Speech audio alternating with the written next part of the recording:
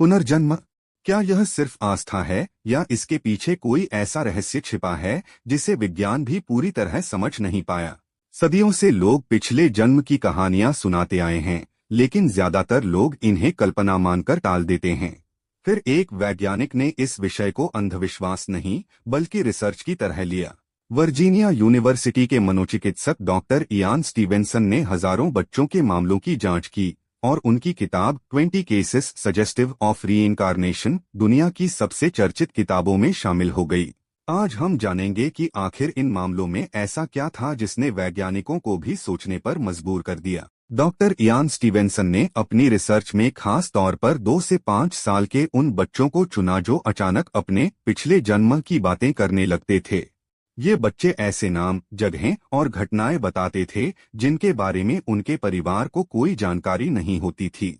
सबसे दिलचस्प बात यह थी कि जैसे जैसे बच्चे बड़े होते, ये यादें धीरे धीरे मिटने लगती थीं।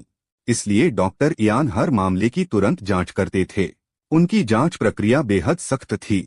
वे दोनों परिवारों से अलग अलग मिलते, सरकारी रिकॉर्ड चेक करते, गवाहों के बयान लेते और यह सुनिश्चित करते कि दोनों परिवारों का पहले कभी संपर्क न रहा हो। उनका मकसद किसी चमत्कार को साबित करना नहीं था, बल्कि यह देखना था कि क्या इन दावों के पीछे कोई वास्तविक तथ्य मौजूद है।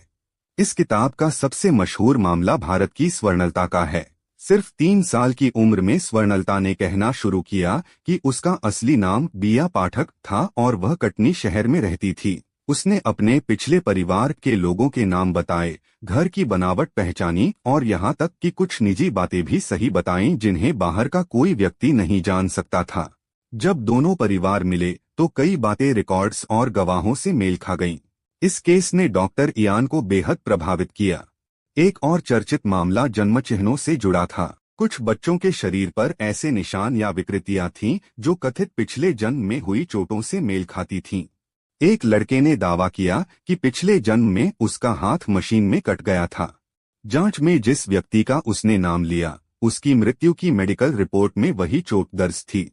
डॉक्टर इयान ने ऐसे सैकड़ों मामलों को डॉक्यूमेंट किया। लेकिन इसका मतलब यह नहीं कि विज्ञान ने पुनर्जन्म को साबित कर दिया है। कई वैज्ञानिकों ने इन मामलों पर सवाल उठाए। कुछ ने कहा कि यह संयोग, पारिवारिक प्रभाव या याददाश्त की गलतियां हो सकती हैं। खुद डॉक्टर इयान भी सावधान भाषा इस्तेमाल करते थे। उन्होंने अपनी किताब का नाम प्रूफ ऑफ रीइंकार्नेशन नहीं रखा, बल्कि सजेस्टिव ऑफ रीइंकार्नेशन रखा, यानी ऐसे मामले जो पुनर्जन्म की संभावना की ओर संकेत करते हैं। यही बात इस रिसर्च को दिलचस्प बनाती है।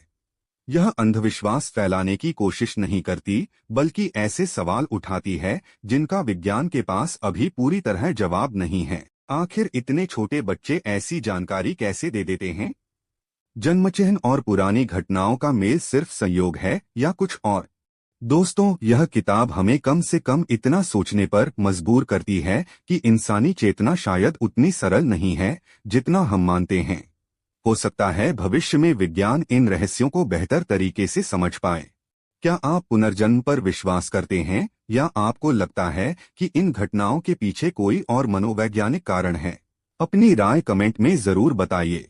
अगर आपको ऐसी रहस्यमयी और वैज्ञानिक बुक समरीज पसंद हैं, तो वीडियो को लाइक करें, शेयर करें और चैनल को सब्सक्राइब करना न भूलें। मिलते हैं अगले वीडियो में।